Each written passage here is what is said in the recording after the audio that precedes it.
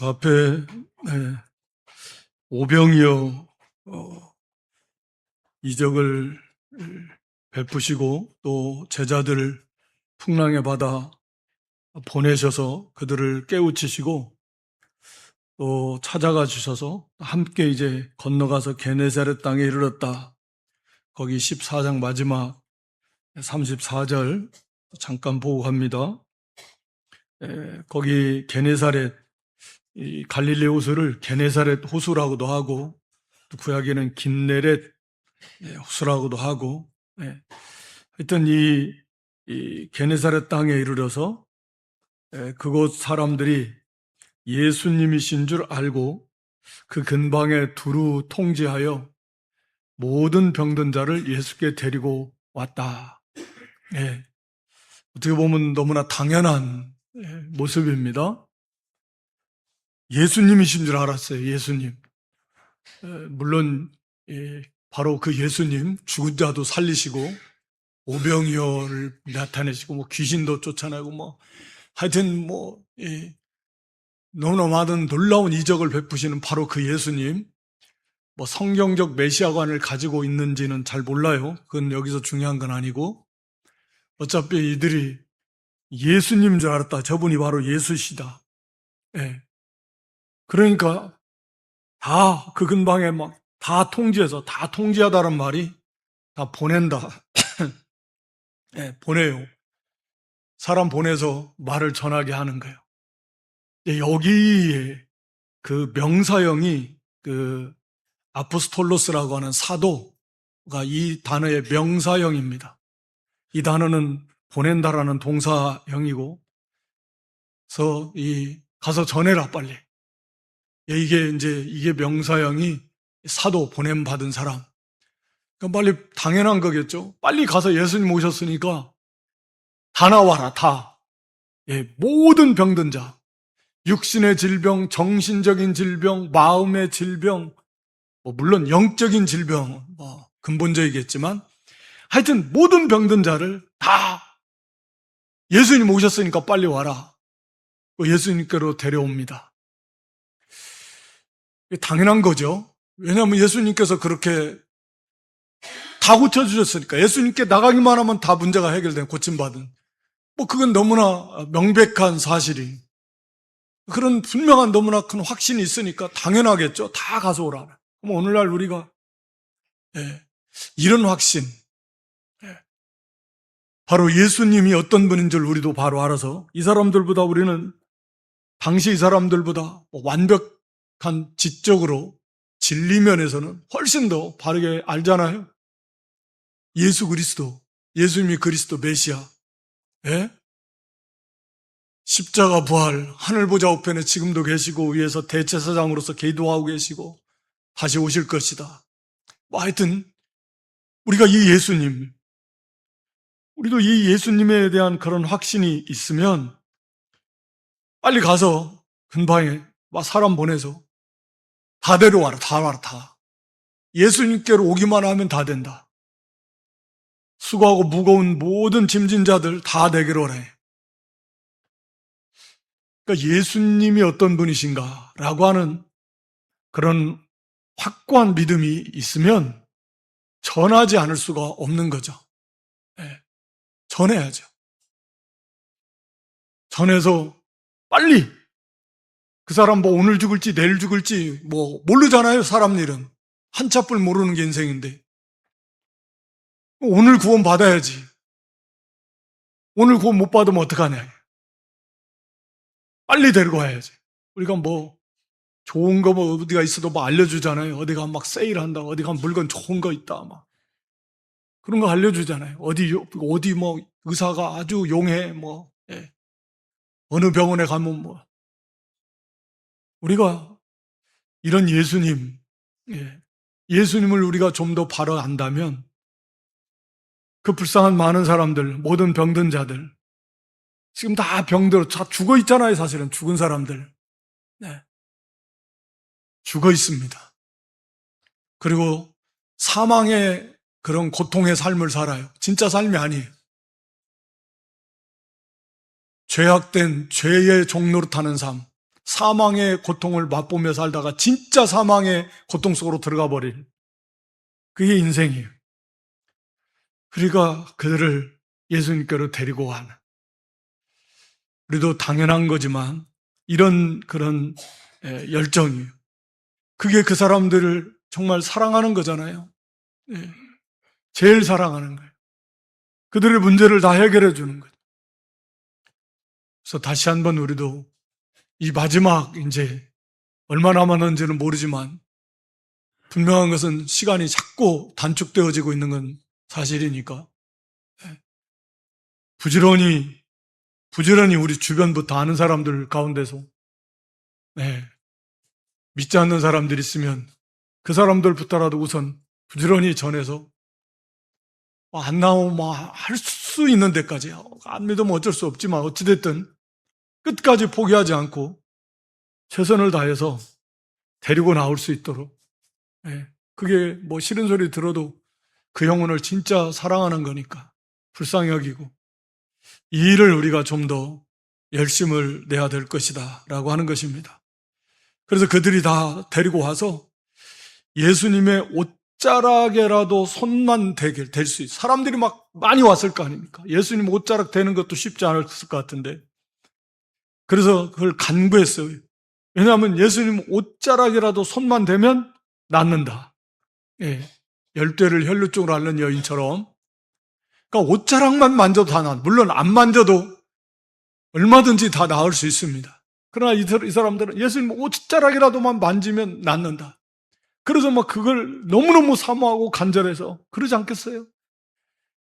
소망이 없는 인생이, 소망이 없잖아요. 고칠 수 없는 병들, 해결되지 않는 인생의 고통의 문제들, 그거 예수님께 와서 예수님과 접촉만 하면 손만 대서 그렇게만 막 제발 좀 잡을 수만 있게 해달라고, 옷에라도 좀 손만 댈 수 있게 해달라고 그렇게 막 간구했습니다.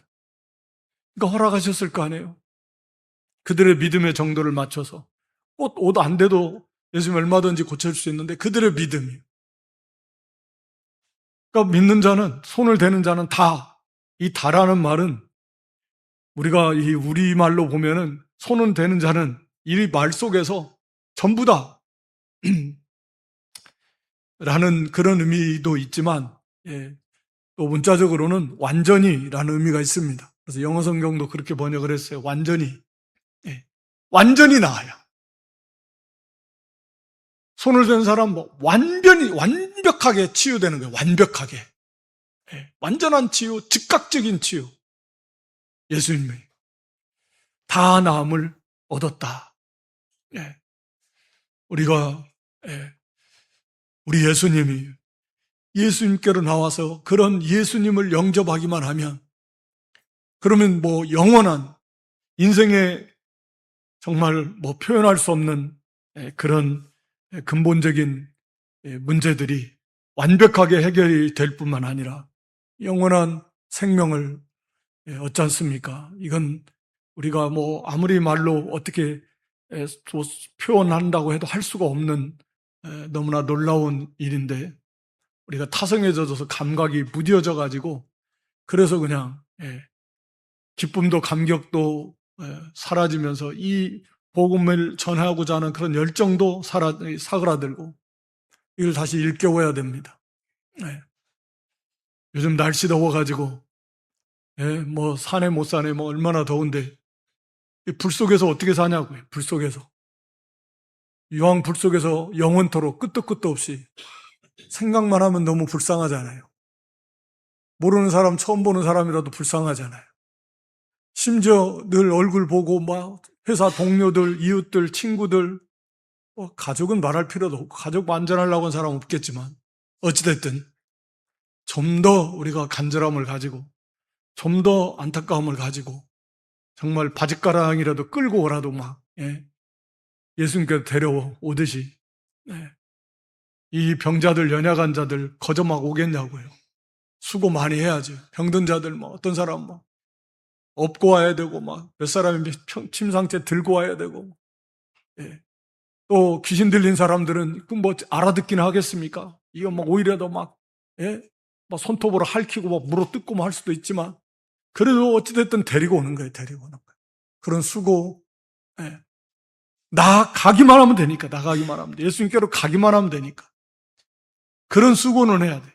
하나님 앞에 얼마나 큰 상급이에요. 한 영혼을 구원해내는 그런 공로를 얻을 수 있는 기회를 하나님이 우리에게 주시는 거잖아요. 전도라는 게. 우리가 하는 건 별거 아닌데 그 영혼을 구원해내는 일에 귀하게 쓰임받는 공로로 하나님이 허락하신 거라니까요. 그런 기회를 주신 거라니까요.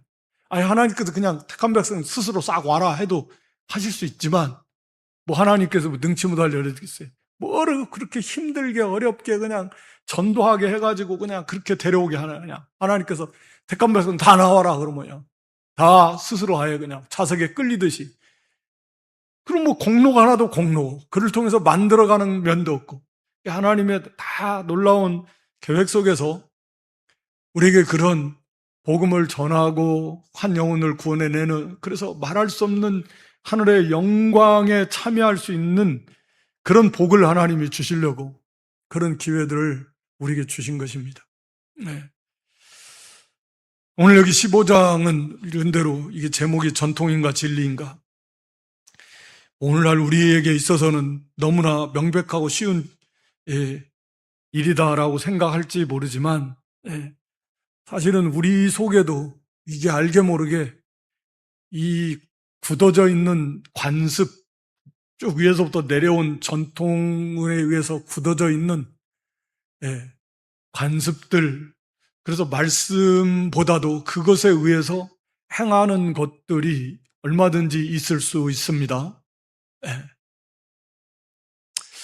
여기 그때 바리새인들과 서기관들이 예루살렘으로부터 예수님께 나왔습니다. 왜 왔겠어요? 지금 뭐 그렇지 않아도 예수님 뭐 이런 엄청난 이적들을 행하고 사람들이 막 예수님을 잡아서 임금 삼으려고 그러고 뭐 시기심도 일어나고 이대로 가만 놔두면 안 될 것 같고, 그래서 뭔가 이제 예수님을 잡아 죽이려고 하는데 안식일도 범하고 자기들 기준에서 볼 때, 그래서 예수님의 그 잘못된 걸 꼬투리 잡으려고, 그래서 지금 그거 고소하고 정지하려고 지금 하는 거 아니에요. 좋은 의도로 나온 건 아니고 그렇게 왔습니다. 와가지고 이제 딱 하나 잡은 거죠. 당신의 제자들이 어찌하여 장로들의 전통을 범하나이까? 그러니까 당신의 제자들, 그건 당신이 그렇게 가르친 거 아니야. 제자들이니까 당연히. 그러면서 먹을 때에 왜 손을 씻지 않는가? 우리가 아는 대로 뭐 유대인들은 각종 이 전통을 많이 만들어 놔서 사람을 너무 힘들게 한 거죠. 그것을 너무 중요하게 여겼습니다. 뭐 그게 뭐 씻는 것이 나쁘다는 건 아니에요. 위생적으로도 씻는 게 좋죠. 그러나 이제 그걸 말하는 건 아니잖아요. 이들은 한마디로 그 전통을, 사람이 만들어 놓은 전통, 그것을 말씀보다 더 우선하는, 하나님의 계명보다 더 우선한다, 이게 문제인 거죠. 그러니까 그들의 중심부터가 잘못돼 먹은 거예요. 그러니까 우리 성도는요, 언제나 바른 중심을 가지고 하나님 뜻대로, 하나님 말씀대로 살려고 하는 중심을 가져야 되고, 또 그게 성도입니다. 그러다가 우리가 부족한 게 많잖아요. 그래서 때로는 몰라서, 때로는 연약해서, 혹은 뭐 이렇게 순간적으로 그렇게 이 말씀을 거역할 수는 있어요. 그러면 그걸 깨달으면 빨리 돌이키는 거거든요. 회개하고. 그런데 이제 이 사람들은 우리가 아는 대로 그런 것이 아니에요. 애초부터 하나님의 계명보다도 그 전통을, 그것을 위에서부터 자기 조상들이 계속 만들어 놓고 가르치고 지켜온 게 전통이잖아요. 그것도 유익한 것들은 있어요. 그런 것은 유익하게 잘 지키면 좋은데, 문제는 그걸 지키냐 마냐, 이것은 지키고 저건 지키지 말, 이런 문제가 아닌 거예요. 그러니까 우선순위가 어디에 있느냐의 문제입니다. 그래서 이제 예수님 그걸 잘 아시니까 그들의 손 씻는 게 나쁘다는 게 아니잖아요. 예수님 말씀이. 지금 꼬투리를 잡는 거니. 왜 그걸 지키지 않는가? 예. 그러면 예수님 말씀 대답하여 이르시되 너희는 어찌하여 너희 전통으로 하나님의 계명을 범하느냐? 예. 그러니까 지금 이 사람들은 그 전통으로 유전이라고 개혁에서는 아마 그랬던 것 같은데 그 전통을 범한 게 죄다 라고 이렇게 지금 주장하는 거잖아요. 사실은 죄가 아닌데 자기들이 만들어 놓은 거죠.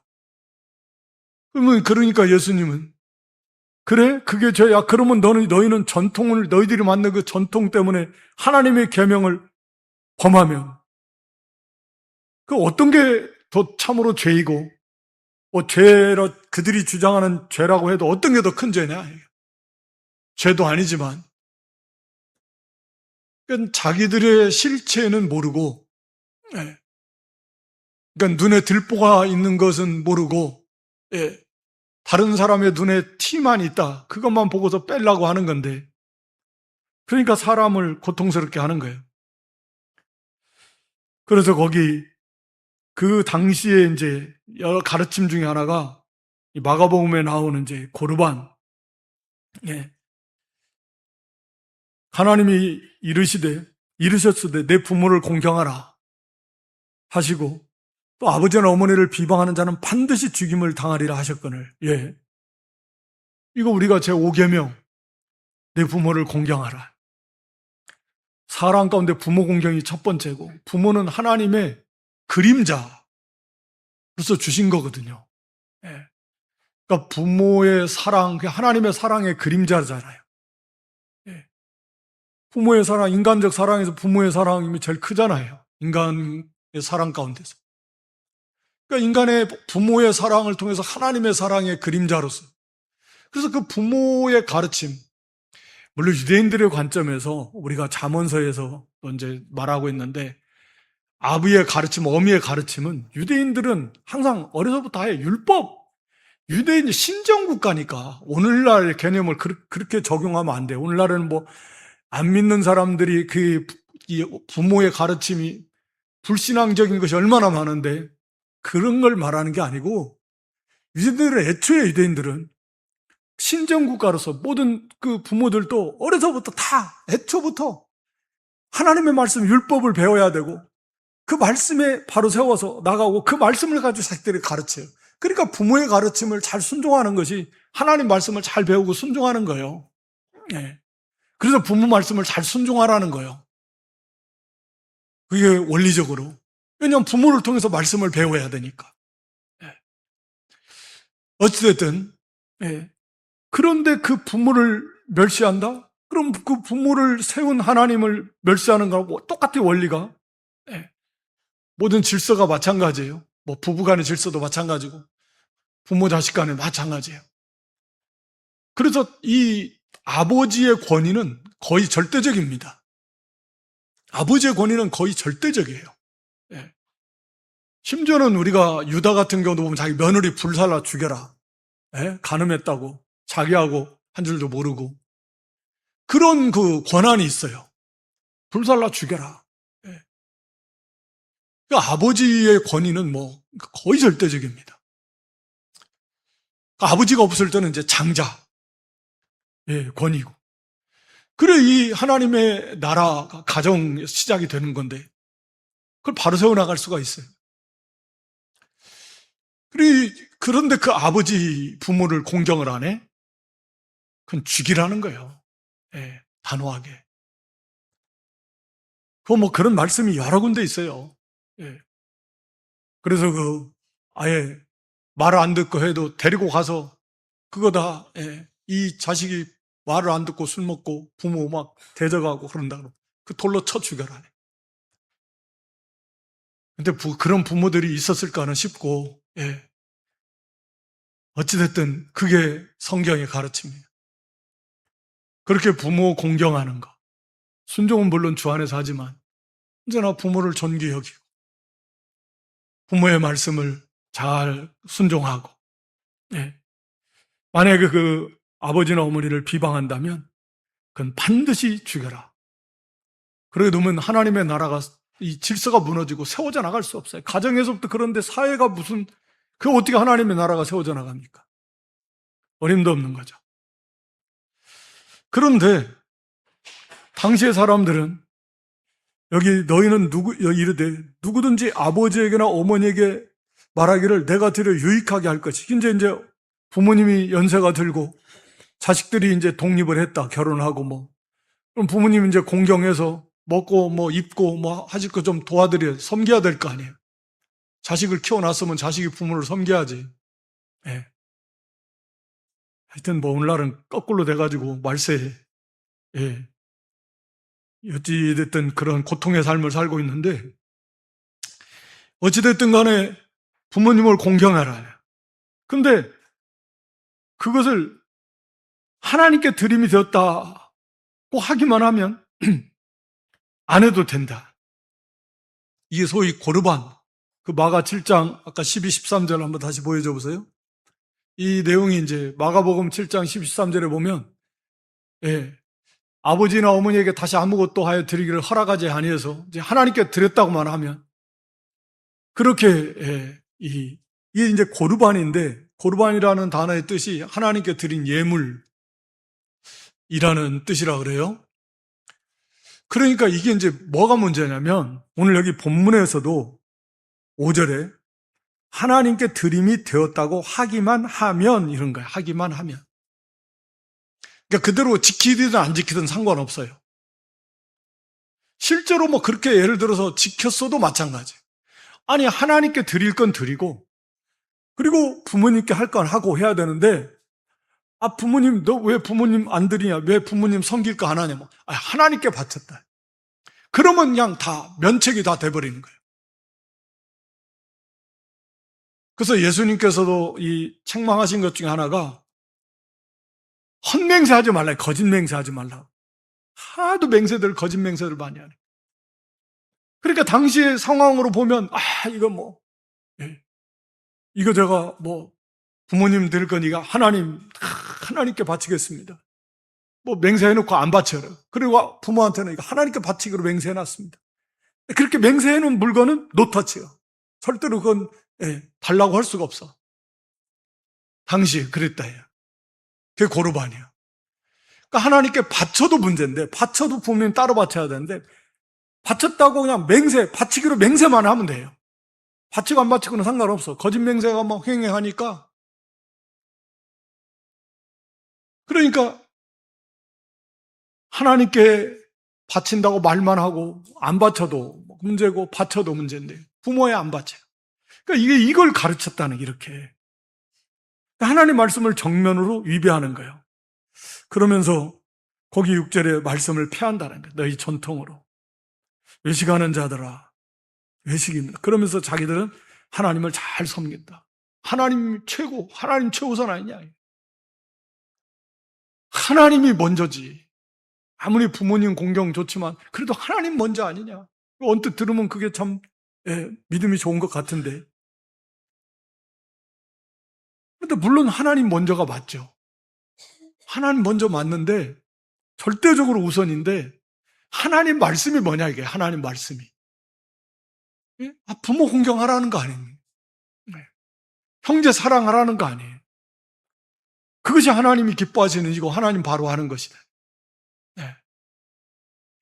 그러니까 하나님 섬긴다고 하면서 하나님 우선이라고 하면서 사람에게 바로 하면 그 하나님이 섬기는 게 아니란 거죠. 하나님 말씀이 국가에 대해서도 사람에 대해서도 재물에 대해서도 바로 하라는 거예요. 모든 면에서. 그걸 바로 해야 하나님 기뻐하십니다. 그러니까 이 사람들의 중심은 언제나 그렇다. 그래서 이사야 거기 29장에 있는 말씀이죠. 13절의 말씀을 예수님께서 인용하시는 거예요. 이 백성이 입술로는 나를 공경하되 마음은 내게서 멀다. 사람의 계명으로 교훈을 삼아 가르친다. 나를 헛되이 경배한다. 그러니까 입술로는 뭐 주여져, 입술로는 뭐 하나님 뭐 하는데 마음은, 네, 멀어 있다. 사람의 가르침으로 하나님 말씀대로 섬겨야 하나님을 바로 섬기는 거지. 사람의 계명으로 교훈을 삼아서 가르치니 헛되이 경배. 하나님 받지 않으세요. 하나님을 섬길 때는 하나님 어떻게 섬기라고 그래서 율법을 주시고 말씀을 주신 거잖아요. 자기 생각대로 함부로 섬기는 거 아니에요, 하나님은. 그러니까 철저히 하나님 말씀을 주셔서 그 말씀대로 섬기는 것이 하나님이 원하시는 섬김이에요. 그러니까 자기 마음대로 섬기면 그게 우상 섬기는 거라니까요. 네. 이렇게 하면 뭐 하나님 기뻐 받으시겠지. 안 그래요. 하나님 말씀대로 해야 돼요. 믿음으로 하고 말씀 속에 다 있는 거니까 믿음도 사랑도 그러니까 중심도 그러니까 언제나 그 말씀을 통해서 하나님 뭘 원하시는가 그래서 말씀대로 바로 섬겨라. 당연한 거 아니겠습니까? 그래서 사람의 계명으로 교훈을 삼아서 가르치면 그러니까 이게 말씀드린 대로 알게 모르게 우리 속에도 그렇게 굳어진 그 관습이 있어요. 말하자면 교회 안에도 그런 거예요. 그래서 그냥 그것을 거기에 굳어져 있어가지고 하나님의 말씀에 비추어서 하나씩 그 말씀에 맞지 않는 것은 깨트리고 고치고 바로 세워 나가야 되는데 이게 잘못된 건 해온 거니까 굳어진 거니까. 네. 그래서 어쨌든 이 중심이 하나님의 말씀에 맞는가 안 맞는가. 그게 바로 이 사람들은 애초에 그게 아니니까 하나님의 말씀을 첫째로 삼지 않으니까 그게 이제 문제인 거죠. 오늘날 교회와 성도는 그럴 수 없거든요. 말씀드린 대로 하나님의 말씀이 절대적인 진리이고 표준이다. 그래서 말씀에 맞지 않는 것은요 고쳐야 돼요. 아무리 그러니까 간혹 그럴 수 있어요. 내가 이거 이런 줄 알았는데 알고 보니까 이 말씀이 아니네, 그 뜻이 아니네 하면 그것도 고쳐야 돼요. 그게 신사적이라 그랬잖아요. 베레아 사람들처럼. 마음이 언제나 열려 있어서 하나님의 말씀에 딱 거기에 맞게 자기 마음이 그렇게 서야 돼요. 만들어져야 돼요. 그래서 언제나 그 중심이 그런 중심으로 가야 우리가 치우치지 않고 하나님의 말씀을 바로 찾아서 말씀대로 끝까지 바르게 잘 갈 수 있다. 말씀이 첫째고 절대적이고 유일한 그런 잣대입니다. 그래서 하여튼 말씀대로 가야 돼. 말씀대로. 잘못된 그런 그 관습 이런 것 있으면 그것도 다 고쳐야 됩니다. 그래서 언제나 사람의 그 평가와 중심, 사람의 인정, 이런 것들이 중요한 건 아니에요. 그래서 예수님께서 이제 여기 그것을 바르게 또 가르쳐 주셔요. 씻지 않는 거, 이게 잘못된 이 사람들이 하는 것은 한마디로 이 씻지 않음으로 인해서 우리말로 말하면 이제 율법에 의하면 그런 거잖아요. 율법에 의하면 오염돼가지고 그것에 죄가 오염이 되니까 그래서 성결법이 하나님 만들어 놓으신 거죠. 그러나 이제 예수님이 지금 시대는 이제는 그게 아니에요. 원래 그 자체 그 율법의 그 성결법의 의미 자체도 그러니까 외형적인 성결이 아니라 내적인 성결을 말씀하고 있는 거니까 이 사람들은 여전히 그 형식에 얽매여서 그래서 그런 의식에 얽매여서 그래서 오염된다. 사람이 더럽게 된다. 그렇게 생각하는 거죠. 그러나 예수님께서는 이제 바른 가르침을 주시는 거잖아요. 진짜 더러워지는 것은 그런 것 때문에 더러워지는 게 아니고 우리 사람이 도덕적으로 인격적으로 그렇게 더러워지는 거예요. 그게 더러워지는 거지. 그것은 입으로 들어가는 것이 그 사람을 더럽게 하는 것이 아니라 입에서 나오는 것이 더럽게 한다.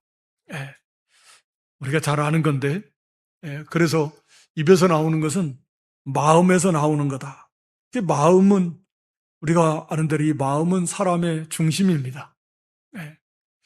그래서 우리 지성과 감정과 의지적 그런 중심 자소다. 우리가 그런 표현을 쓰는데, 성경에 보면 이 마음이라는 단어가 이렇게 뭐 한 가지로 쓰이는 건 아니에요. 어찌됐든 오늘 여기 본문에 이 마음 19절에 마음에서 나온다. 18절에도 이 마음이라는 단어가 이제 그런 거요. 지정의 중심이라는 단어입니다. 네. 또 우리가 이제 로마서 12장 2절 같이 이제 마음을 새롭게 하라 할 때는 단어는 조금씩 달라요. 이건 여기는 카르디아고 그건 누스인데 어찌됐든 이 마음, 생각, 뭐 이런 건데 이 마음에서부터 나온다. 마음에서부터. 그러니까 사람의 중심이 마음이 깨끗하지 못하면 그 마음의 부패한 그 부패성으로부터 온갖 것이 다 나와요. 악한 생각, 살인, 간음, 음란, 도둑, 거짓, 비방. 속에 이것이 있다가 이것을 제거하지 않으면 이게 이제 말로 나와요. 네. 이 더러운 그 마음에서 나오는 거, 그게 사람, 말로 나오고 행위로 이제 이어진다. 라고 하는 거죠. 그러니까 언제나 이제 마음이 깨끗하게 돼야 되고,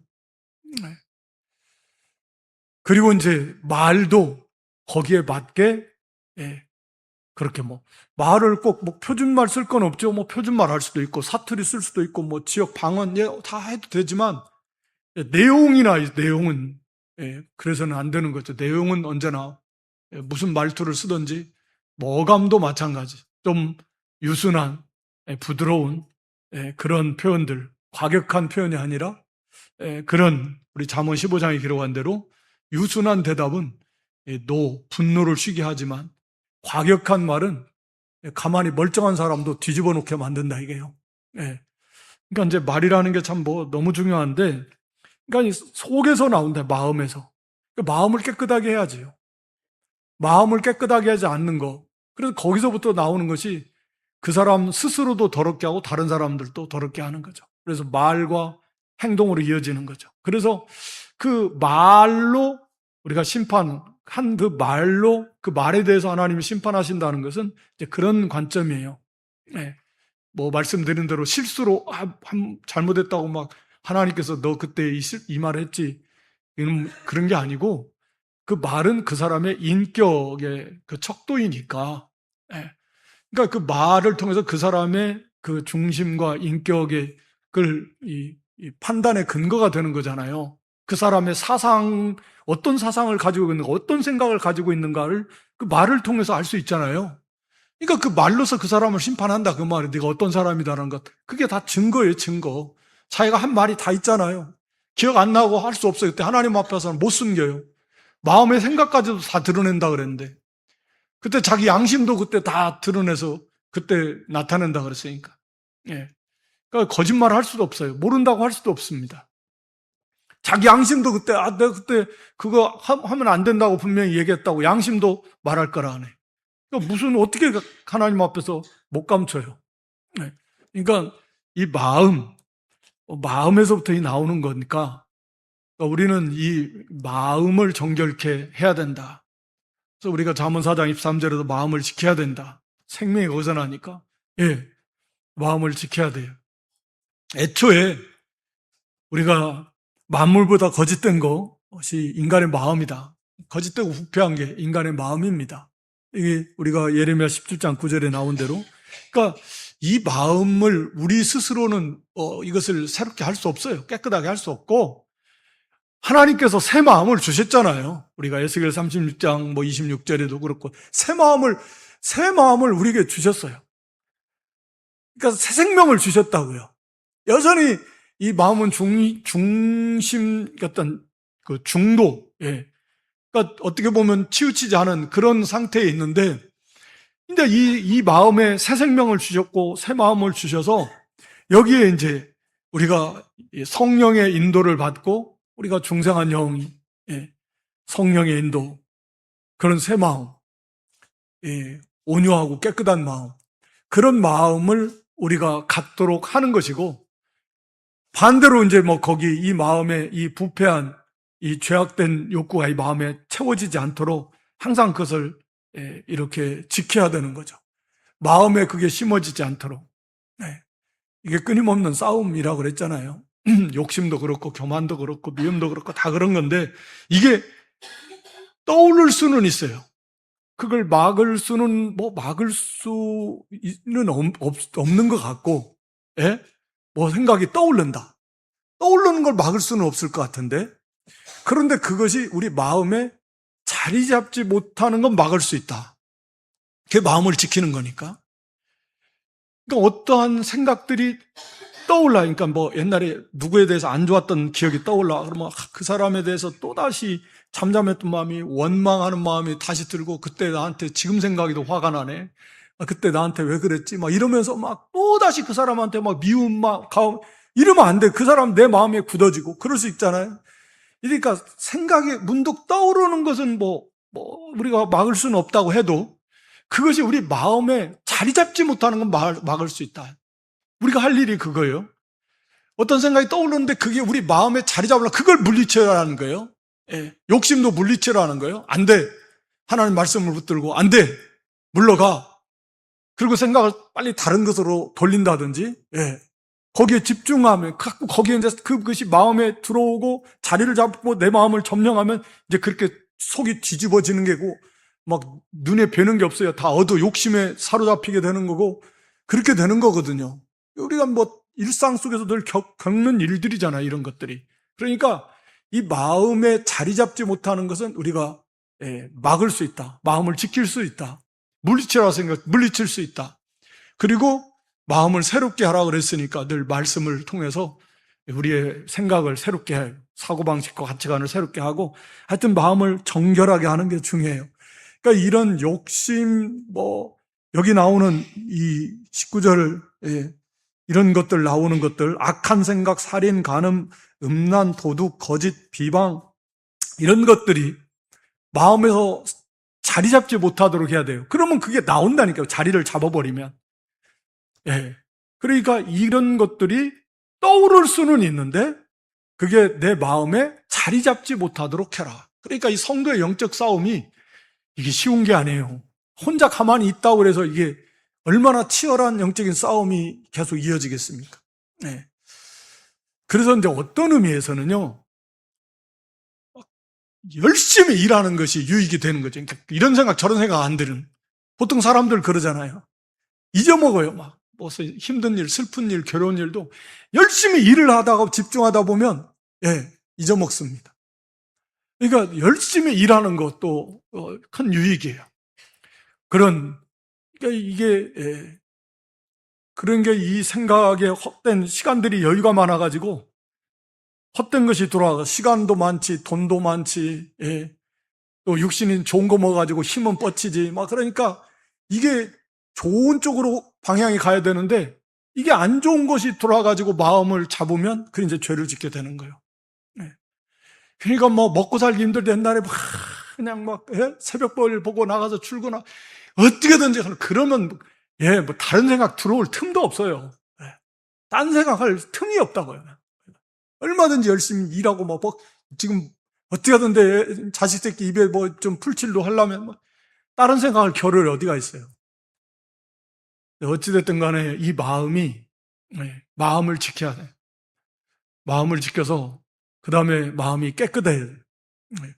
그래서 이 다윗의 고백이 있잖아요. 우리가 시편 51편에 우리 내 마음에 이 정직한 영을 새롭게 해달라. 내 마음을 정결한 마음을 지어달라고 다윗이 이 마음, 그래서 우리가 이미 그 새 마음을 우리에게 주셨는데 이 싸움은 우리가 싸우는 거예요. 하나님을 힘입어서. 그래서 이 마음을 지키고 마음을 좀 정결하게 하고 이 죄악된 생각들이 마음에 자리 잡지 못하도록 해야 됩니다. 그렇게 해서 이 싸움을 질 때도 있겠죠, 물론. 그러나 계속 회개하고 힘쓰고 애쓰면서 점점 거룩한 그런 인격으로, 거룩한 생각, 거룩한 마음, 그래서 거룩한 말, 그리고 거룩한 행실, 그게 거룩한 인격과 삶으로 이어지는 거죠. 그렇게 나아갈 수 있기를 주님의 이름으로 축원합니다. 하나님 우리 아버지, 예수님이신 줄 알고 근방에 모든 병든 각종병으로 고통당하는 사람들에게 사람 보내서 다 예수님께로 데리고 왔던 게네사렛 사람들, 그래서 예수님의 옷자락만 만지게 해달라고 간구하고 다 완벽하게 나음을 입었다고 그랬습니다. 오늘 이 시대의 우리 주변에도 이제 때가 얼마 안 남았는데 정말 아직도 우리 예수님 모르는 불쌍하고 가련한 인생들이 얼마나 많이 있는지, 우리들도 이런 정말 예수님을 확실히 알고 정말 그 영혼들을 불쌍히 여기는 마음을 가지고 정말 어떻게 해서든지 그들을 주님께로 인도하고자 하는 그런 수고와 헌신, 그래서 그 영혼들을 구원해내는 일에 귀하게 들어 쓰임받는 저희 모두가 될 수 있도록 하나님 우리들의 식어진 마음들을 다시금 일깨워 주시고 뜨겁게 하여 주시옵소서. 전통이냐 진리냐를 통해서 언제나 우리가 절대적 기준인 하나님의 말씀에 비추어서 옳지 않은 것은 과감하게 다 버리고 오직 말씀대로만, 말씀에서 말씀으로만 이렇게 개혁해하며 고치며 나아갈 수 있는 저희의 믿음들이 되게 하시되, 특별히 우리의 마음을 지킬 수 있도록 우리의 모든 죄악된 생각들이 마음에 뿌리를 내리지 못하도록 마음을 삼가 깨어 지키면서 모든 유혹을 이기고 언제나 선한 인격, 선한 말, 선한 행실, 선한 삶으로 나아갈 수 있도록 하나님 도와주시고 인도해 주시옵소서. 우리 구주 예수 그리스도의 이름으로 기도드리옵나이다. 아멘.